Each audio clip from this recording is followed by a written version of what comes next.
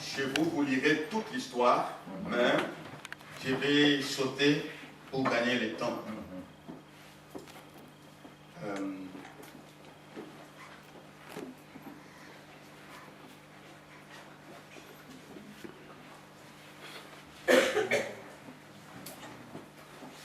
1 Samuel chapitre 9. Je ne sais pas s'il y a quelqu'un qui peut m'aider rapidement. 1 Samuel chapitre 9, le deuxième verset et les suivants.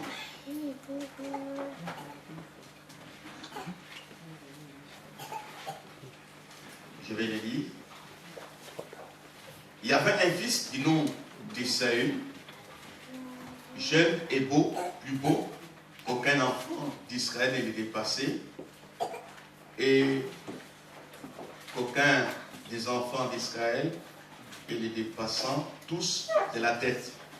Les années de Kis, père d'Esaü, s'égarèrent, et Kis dit à Saül, merci pasteur, son fils, prends avec toi l'un de ses serviteurs, lève-toi, va à la recherche des ânesses.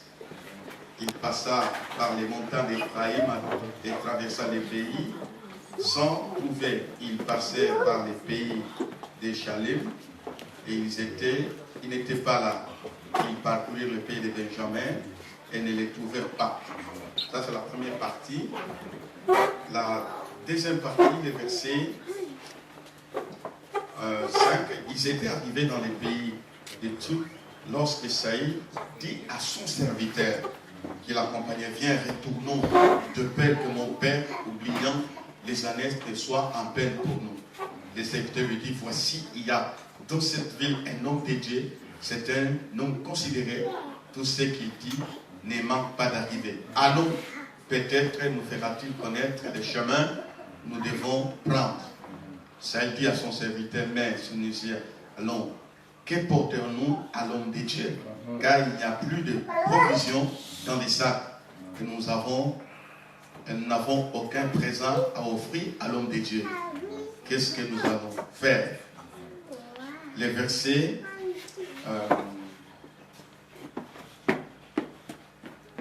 25. Samuel prit Saül et son serviteur, les fit entrer dans la salle et leur donna une place à la tête des conviés qui étaient environ 30 personnes, 30 hommes. Samuel dit au cuisinier, c'est la portion que je t'ai donnée. Et en te disant, mets-les à part. Les cuisiniers donnant l'épaule, ainsi de suite. Voici ce qui a été réservé, mets-les devant toi, mange, car cela a été pour toi. Amen. Amen. Nous acclamons la parole du Seigneur. Nous acclamons.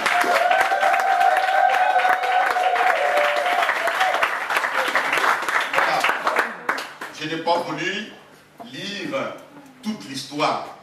J'ai touché par-ci, par-là, mais Dieu va nous aider à comprendre la pensée de ce matin. Dites Amen. Amen. Il est question de Saül. Saül, qui était né dans une petite famille. Son père s'appelait Kis. Et la Bible dit, il était de la petite tribu de Benjamin. Donc c'était parmi les 12 tribus d'Israël, il y avait la petite tribu de Benjamin, là où Saül était né. Il a grandi, la Bible nous montre comment il était beau, il était intelligent. Mais je vais anticiper l'histoire pour que nous puissions comprendre quelque chose. Quand vous lisez l'histoire de cet homme, Saül, il est celui qui était le premier roi d'Israël. Après David, après Saül, c'était David. Il était le premier roi d'Israël qu'on appelait Saül. Amen. Amen. Alors, quand nous lisons son histoire, je ne vais pas lire beaucoup de versets. Vous allez vous retrouver chez vous quand vous allez les parcourir. Mais comment cet homme, Saül, de la petite tribu de Benjamin, est parvenu à un niveau supérieur? il est devenu le premier roi d'un peuple béni. Quelle a été la voie pour qu'il puisse arriver à cette bénédiction? Alors là, nous comprenons que Dieu avait béni cet homme, mais issu de la petite tribu de Benjamin. Il est devenu le premier roi d'Israël. Il y a 3 clés que j'aimerais partager avec vous. Comment il a quitté à un niveau trop bas. Et quand vous lisez la Bible dit ceci: je suis de la petite famille, de la petite tribu. Mais c'est une tribu insignifiante, parce que les rois ne venaient pas de la tribu de Benjamin. Mais comment est-ce que Saül est sorti de là où il était jusqu'à aller vers les hauteurs? C'est pourquoi nous avons partagé quelques clés. La première clé, c'est l'obéissance. Parce que Kis avait des ânesses qui étaient perdues. Et la Bible déclare Kis avait des serviteurs. Le travail que Saül va faire n'était pas le travail des enfants. Merci. Alors, quand les ânesses étaient perdues, son père a regardé dans toute l'équipe des serviteurs. Il a dit non, je vais envoyer mon enfant. En Afrique, quand quelqu'un est bien élevé, il y a un travail que ses enfants ne peuvent pas faire. Alors il envoie son fils, Saül. La Bible dit qu'il était très élancé. Aucun de sa tribu ne le dépassait. Et puis il était beau. Et un bel homme comme ça ne peut pas accepter d'aller en brousse chercher les bêtes de son père. Mais ça l'a accepté. Nous voyons la première chose, c'est l'obéissance de Saül. Quand nous devenons obéissants à Dieu, Dieu fait de nous des témoins de sa bénédiction. Amen. Alors il accepte. Quand vous voyez, les chemins n'étaient pas faciles. La Bible dit, il grimpait des montagnes. Il passait par les ravins. Il passait par la brousse avec son serviteur, à la recherche des ânesses de son père. La Bible dit, ils ont fait 3 jours sans trouver ce qu'ils cherchaient. Après, à un certain moment, Saül dit au serviteur, ça fait 3 jours que nous cherchons sans trouver. Retournons à la maison. Laissons tomber. Nous rentrons à la maison. Mais son serviteur va lui dire, non, non. Je connais quelque part, il y a un homme de Dieu. Il peut-être, j'ai appris que tout ce qu'il dit, ça s'accomplit. Peut-être nous montrera le chemin que nous devons suivre. Et ça lui dit, on n'a pas de prévision. On n'a pas de provision. Comment est-ce que nous allons voir l'homme de Dieu qui nous montre la voie? Le serviteur lui dit, j'ai quelque chose. Parce qu'à ce moment-là, on ne pouvait pas rencontrer un voyant, un prophète, les mains vides. Il fallait apporter quelque chose. C'est ainsi que le serviteur a sorti l'offrande, l'argent, les présents qui étaient dans son sac. Il a donné à Saül. Ils sont arrivés là-bas. Bienvenue dans les Seigneur. Je vais vous dire d'abord une chose. Notre Dieu est un Dieu de surprise. Saül, ces jours-là, ne pensait pas que, en obéissant à son père, c'était le temps de la nouvelle saison pour qu'il soit roi. Vous me comprenez? Il ne savait pas. Alors, ils ont donné l'argent à Samuel pour qu'il leur montre où se trouvent les bêtes de son père. Pendant qu'il avait donné l'offrande, pendant qu'il était encore loin, pendant qu'il s'apprêtait d'aller donner les présents au prophète, Dieu parle à Samuel. Il lui dit, écoute Samuel, l'homme qui vient là, c'est celui-là qui sera le premier roi d'Israël. Je vais te dire ce matin, il y a des surprises que Dieu a réservées pour toi. Amen. Sans les savoir. Lui a dit, rentrons. On n'a pas trouvé les annexes qu'on cherchait. Ça fait 3 ans que tu cherches. Ça fait 4 ans que tu cherches. Ça fait 5 ans que tu cherches le mariage, le travail, la guérison. Tu ne trouves pas. Ne rentre pas.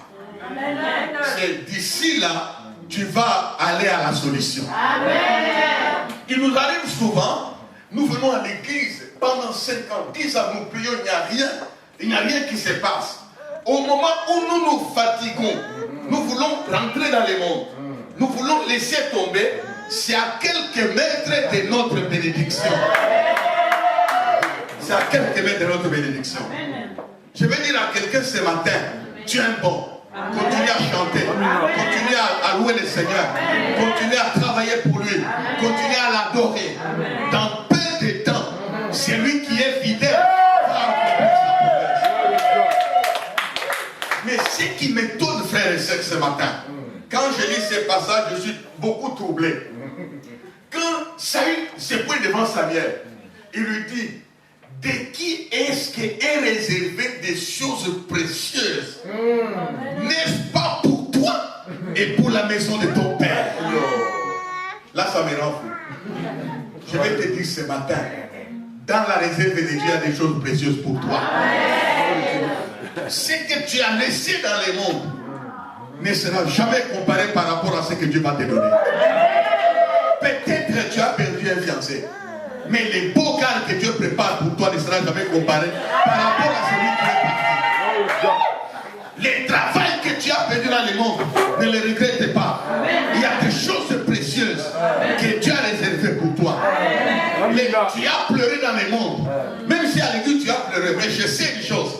Un jour, Dieu va essuyer tes larmes. De qui est-ce qui est réservé ces choses? N'est-ce pas pour toi? Bien aimé. Comment est-ce qu'il reçoit des messages comme ça? Il a obéi. Il a obéi à son père qui l'envoie. Il a traversé pendant 3 jours. Il montait, il descendait. Il ne comprenait pas. Bien aimé, ce qui est arrivé à Saül, il n'avait jamais pensé à cela. Qu'il serait un roi un jour. Même pas son père n'avait jamais soupçonné que mon fils ici que j'envoie à Brousse, c'est tout un roi que j'envoie. Ce que je te vois aujourd'hui, ce n'est pas ce qui sera demain. Dieu a une autre image de ta vie. La personne qui est assise à tes côtés, peut-être c'est un ministre. Tu ne sais pas ce que Dieu réserve pour sa vie demain. Bien aimé dans le Seigneur, qui se l'a envoyé avec un serviteur, aller chercher les bêtes. Ils ont eu les provisions, ils ont tout été partis. Mais ils ne savaient pas son père. Ils ne savaient pas que le jeune homme que j'envoie, c'est tout un roi d'une grande nation. Bien aimé dans le Seigneur, j'aimerais vous dire que la souffrance d'aujourd'hui prépare la gloire de demain. Dieu est capable de te faire oublier ce que tu as connu comme souffrance. Alors il est arrivé devant Samuel. Samuel lui dit, Dieu lui avait déjà préparé. Il lui pose la question, de qui est-ce que, pour qui est-ce qu'est préparé des choses, pour qui est-ce qu'est réservé des choses précieuses? N'est-ce pas pour toi? Alors, pendant ce temps-là, la Bible dit ceci. Samuel dit à son serviteur, il dit, va préparer les plats que je t'ai dit de réserver. Tu vas, il dit à son cuisinier, quand j'entrerai dans la salle, je te dirai d'amener les plats, tu l'amèneras. La Bible dit ceci. Et amen. Amen. Ils entrent dans la salle. Il y avait combien de gens? 30 personnes. Ils étaient déjà établis dans la salle des convives. Toutes les chaises étaient occupées. Dites occupées. Occupées. La mise en place était déjà terminée. Amen. Dites terminée. Terminée. Il n'y avait plus de place. On voit seulement Samuel qui entre avec une personne, Saül.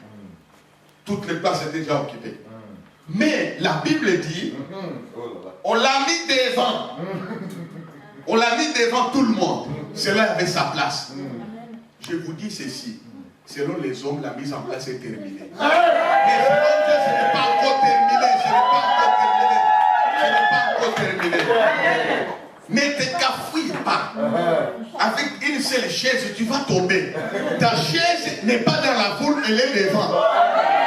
Ta chaise, elle est devant. Elle est devant. Dieu l'a déjà réservé. Il y a une chaise pour toi, mais pas dans la mêlée. Là où les gens se bousculent. Les gens qui sont venus avant étaient en bas. C'est pourquoi il y a un principe. Les premiers seront les derniers. Et les derniers seront les premiers. Ta chaise est là. Ton mariage est là. Ton travail est là.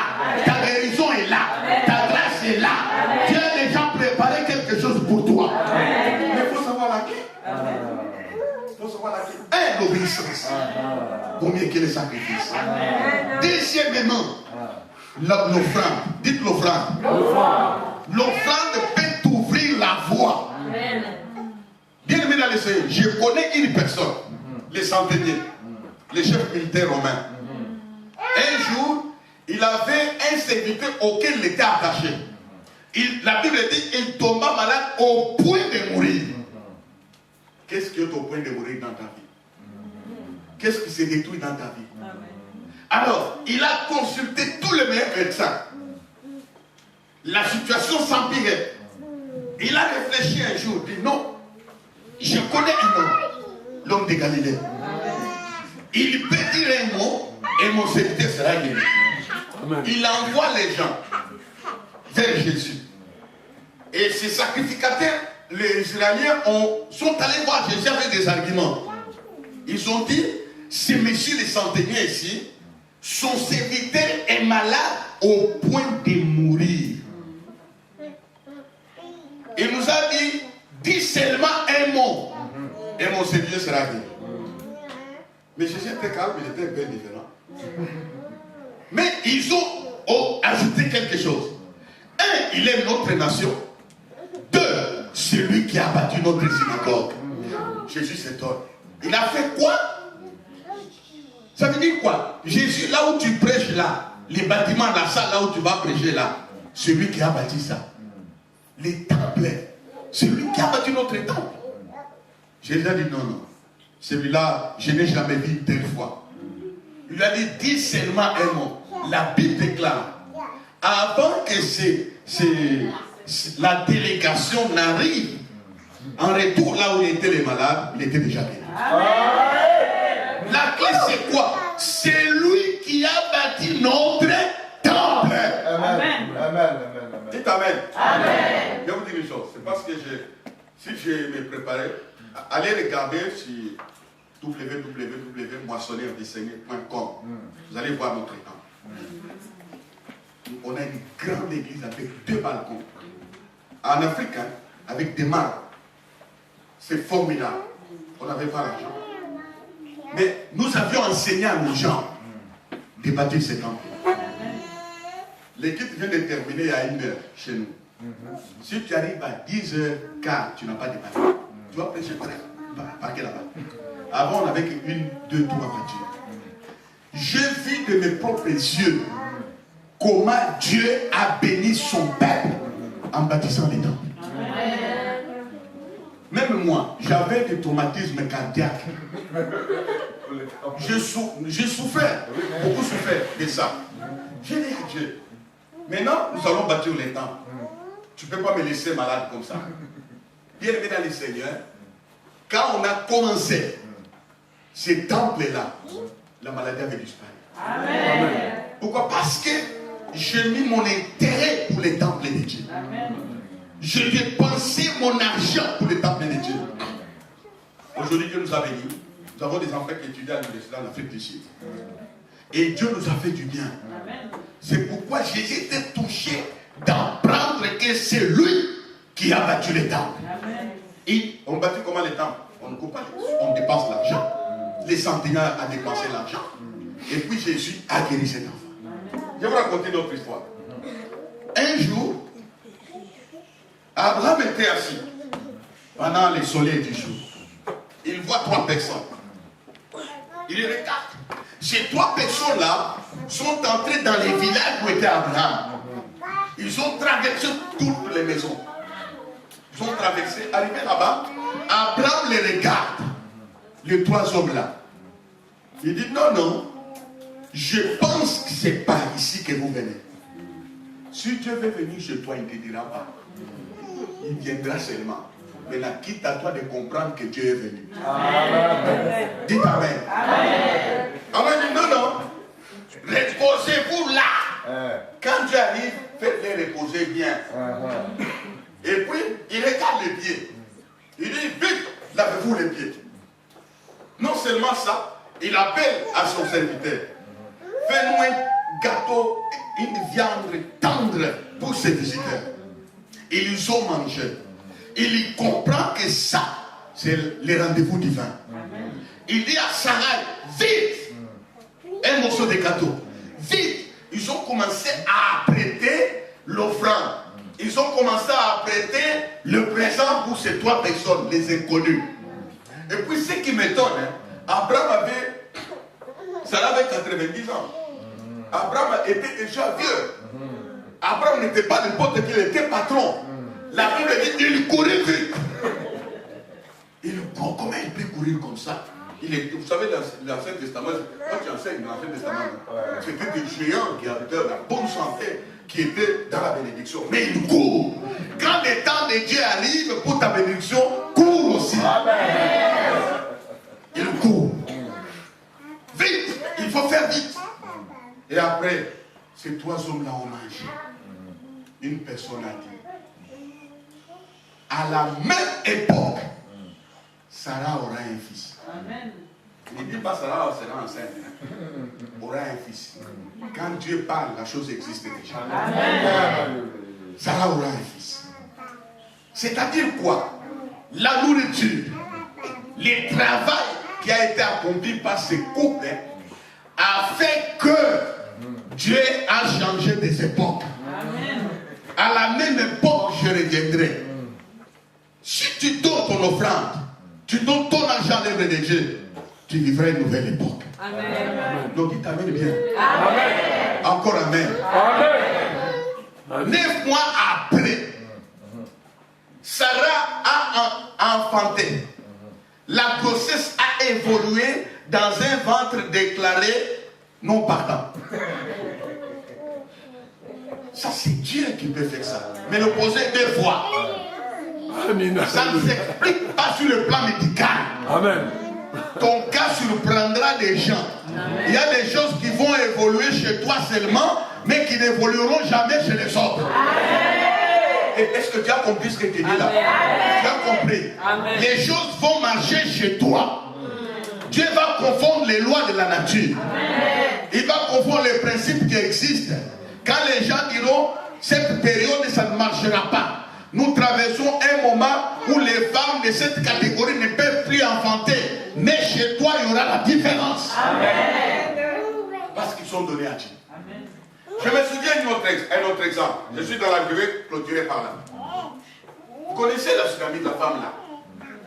La Bible dit, Élisée passait. L'homme de Dieu passait. Et puis, la femme a regardé. Vous savez, les femmes, il faut les bénir. Les mamans, vous avez un don, hein? Vous êtes très sensibles. En observant, elle va dire à son mari, moi je sais, cet homme est un saint homme de Dieu. Qu'est-ce qu'il faut faire? Il dit, non, non, nous allons lui faire une chambre haute. La chambre haute, là, ce n'est pas les nuages qui tombent, hein. C'est l'argent. Ils ont fait une table. Ils ont fait une chaise. Quand il passera ici, il viendra se reposer. Élisée, il venait, il passait par là. La femme a discerné. Et après, l'État était venu, où il devait se séparer. Les serviteurs posent la question à son serviteur. Quel est le besoin de cette femme? Est-ce que je peux parler au roi? Parce que ses services m'ont bouleversé. Je n'ai jamais vu une femme comme ça. Elle m'a donné la chambre. Elle m'a donné les lits. Elle m'a donné la chaise. Et cette femme-là ne devait rien à Dieu. C'est Dieu qui lui devait. Parce qu'il lui avait tout donné. Je veux dire quoi à ce moment-là? Tout ce que tu as fait pour Dieu, Dieu le fera pour toi. Amen. Il dit, pas d'enfant. La parole se répète. Dites à la femme, à cette même époque, elle embrassera un fils. Je vais te dire, le Dieu que je prêche peut te pousser à embrasser quelque chose que tu n'as jamais embrassé. Amen. Il peut te pousser à embrasser quelque chose qui va étonner le monde. Et l'homme était vieux. Il dit, ne trompe pas, mon mari est vieux. Abraham était vieux. Mais à la même époque, l'enfant a eu lieu. L'enfant était né. Je vous raconte encore une autre histoire. Dites Amen. Amen. Vous connaissez Zacharie de la Bible? Amen. Avec Élisabeth. La Bible dit, il était vieux. Et sa femme était stérile. Mais ce qui m'étonne dans le chapitre 1 et le suivant,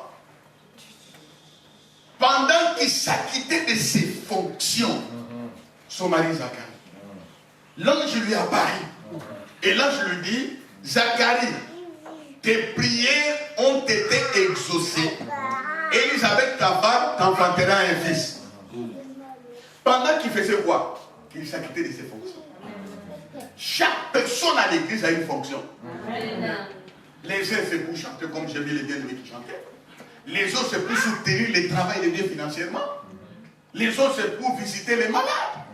Les pasteurs c'est pour prêcher et vous bénir. Chacun a une fonction. Ne croise pas les bras. Bien-aimés dans le Seigneur. Amen. Et puis la Bible dit, tu lui donneras les noms des gens. Zacharie n'a pas cru. Est-ce qu'on est ensemble? Amen. Dites Amen. Amen. Encore Amen. Amen. Encore Amen. Amen. Zacharie, non. Moi, je suis ma femme et Dieu, ça ne peut pas arriver. Là, je lui dis, tu ne parleras pas pendant les temps de la grossesse. La bouche était fermée. Et puis il lui dit, les noms que tu vas donner à l'enfant, il s'appellera Jean. Et après, la grossesse a évolué. Dans les ventres, déclarés stériles. Là où rien ne peut évoluer. Après 9 mois, elle va accoucher. Maintenant, on pose la question à Élisabeth. Les noms de la... D'abord, on lui donne un nom. C'est écrit dans le livre. On lui donne le nom de son père. Zacharie.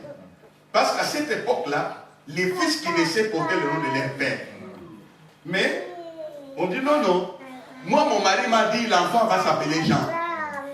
On a maintenant des tablettes à Zacharie et il a écrit, l'enfant s'appelle Jean-Baptiste.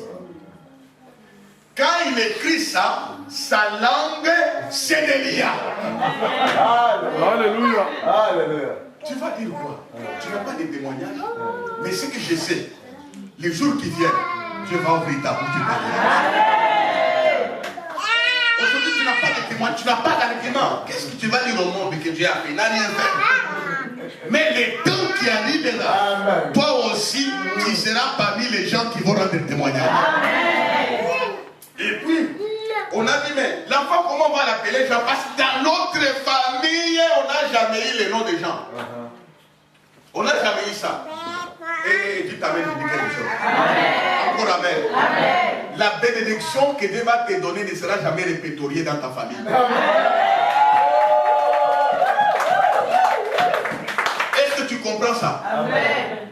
Dieu peut te donner quelque chose qui n'a jamais existé ni dans la famille de ton père, ni dans la famille de ta mère. Parce que non, on n'a jamais eu un nom comme ça dans notre famille. Comment on peut donner ça? Ça, c'est Dieu qui peut faire ça. Il peut te donner le mariage qui n'a jamais existé. Il peut te donner un travail qui n'a jamais existé. Il peut te donner une santé. Même si chez vous, les gens meurent à 50 ans, toi, tu mourras à 120 ans. C'est ainsi que je me pose la question. L'homme qui s'acquittait de ses fonctions, il a eu un enfant. Elisabeth pouvait. Un jour, Elisabeth dit, oh, il a jeté le regard sur moi. Il a enlevé mon opprobre. Parce qu'il s'acquittait de ses fonctions. Ce que tu peux faire pour Dieu, Dieu est capable d'enlever ton opprobre. La Bible dit, celle qu'on appelait la stérile est dans son 6e mois. Donc, elle avait même perdu le nom. On l'appelait la stérile.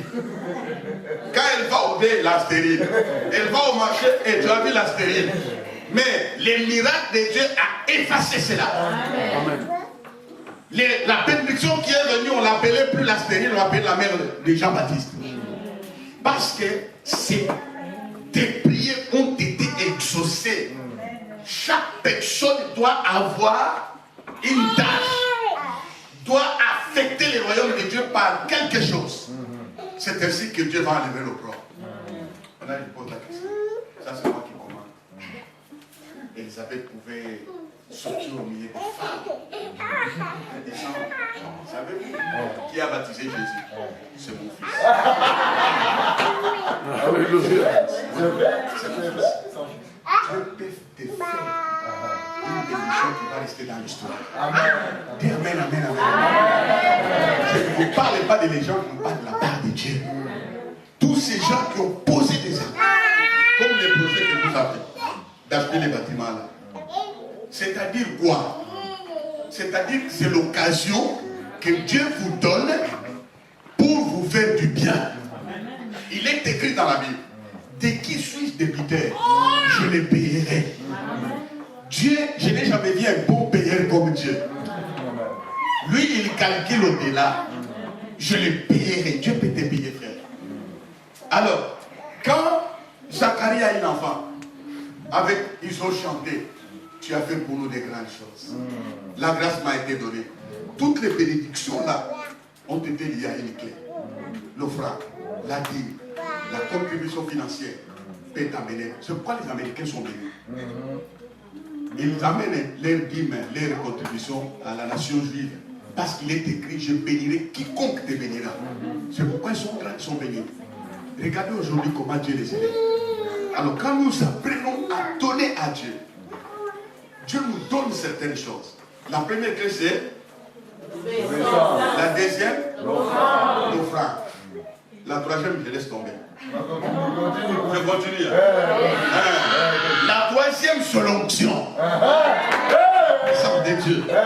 Alors, c'est ainsi que Saül a commencé à voir tous ces gens qui ont précédé dans la salle. Lui, il était au-dessus là. Bien-aimé dans les Seigneurs, je vais dire à quelqu'un la mise en place continue. Même si on t'a déclassé, quelqu'un va te donner une place. On va s'asseoir sur toutes les places, mais ta place sera bien gardée. Des choses précieuses que Dieu a réservées pour Saül. Il est en train de la manger, regardant les autres. Regardez, frères et sœurs, les gens ont rempli des invitations pour éviter les gens.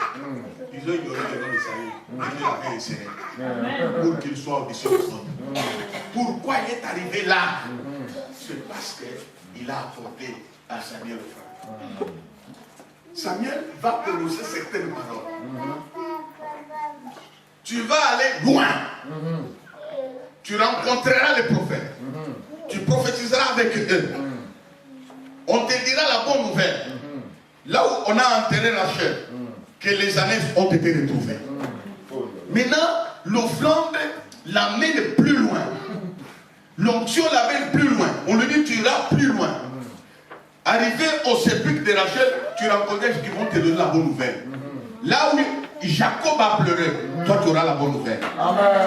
À cause de l'œuvre de Dieu. Bien aimé dans le Seigneur, Saül est monté sur le trône. Il a été le premier roi d'Israël.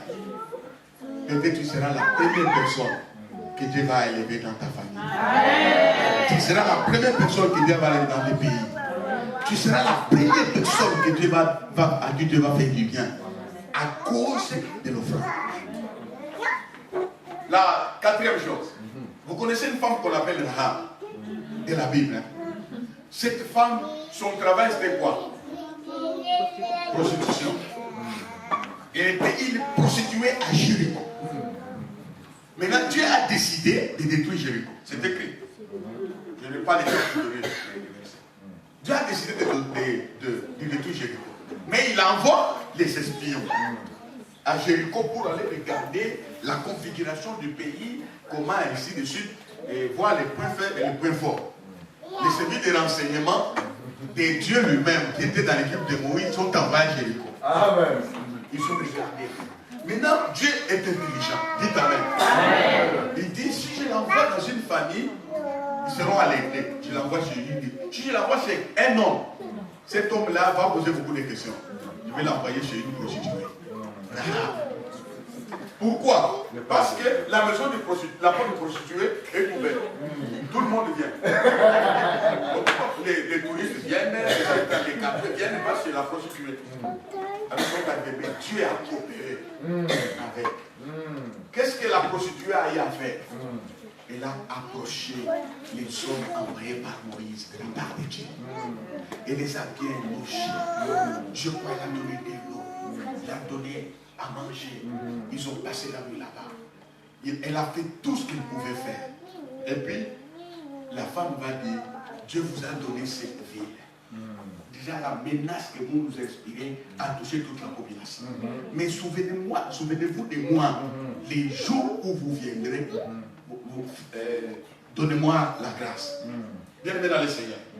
Les jours de la destruction arriva. La Bible dit ceci. Jéricho est tombé. Et il n'y avait pas de survivants. Sauf Rahab, sa famille et ses enfants.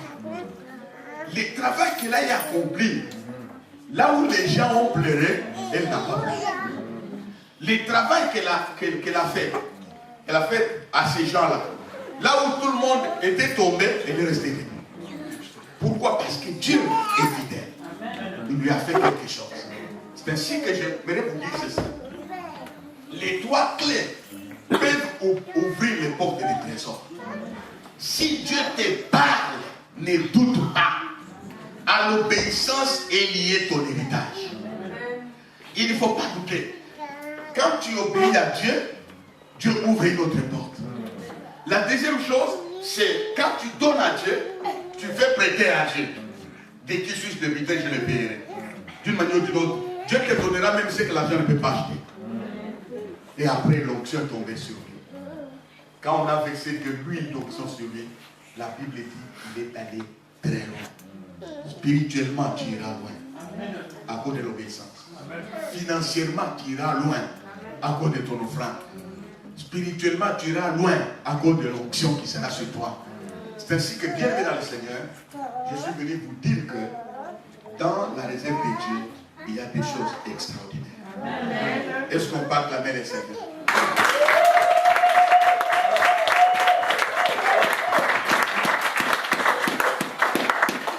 Je termine en disant, ton problème d'aujourd'hui est un tremplin pour la solution de demain. Parce que la perte des années, c'était un problème, mais qui était un tremplin pour la gloire de demain.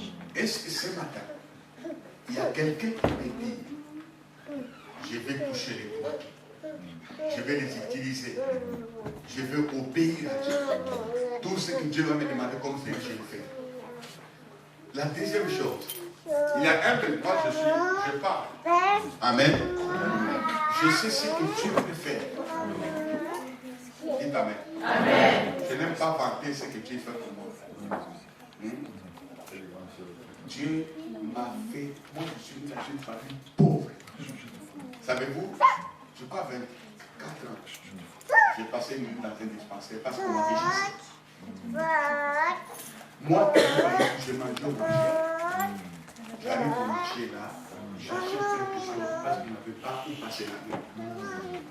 J'ai ramassé des chaussures aux immondices où j'étais. Mais je n'avais jamais abandonné Dieu. Comprenez? Amen. Mais aujourd'hui, Dieu nous a conçu une belle maison. Quand je pense à là, je m'incline et je commence à l'adorer. Amen. Les véhicules, bien aimé, j'ai des tubes américains. Quand vous entrez dans la parcelle comme ça, je ne vante rien, je donne un témoignage. C'est rare des fois que je dis des choses comme ça.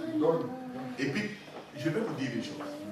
Quand je jette un coup d'œil en arrière, je vois la sagesse de Dieu. Comment Dieu m'avait conduit. C'est pourquoi quand je l'adore. Dieu m'a tiré de la poussière. Dieu m'a ramassé par les gens de ma génération de mettre là-bas. Pourquoi? Parce que je l'ai servi. Je lui ai donné ma force, ma jeunesse. Je n'hésite pas quand il faut faire quelque chose. Dieu peut te faire quelque chose parce que tu as touché à son travail. Amen. Dieu peut te bénir ce matin. Qui sera prêt pour dire Seigneur, je décide de t'obéir. Je décide de donner à l'église. Je décide de marcher avec le Saint-Esprit. Et alors tu seras le premier à vivre ce que ta génération n'a jamais vécu. Est-ce qu'on peut acclamer le Seigneur?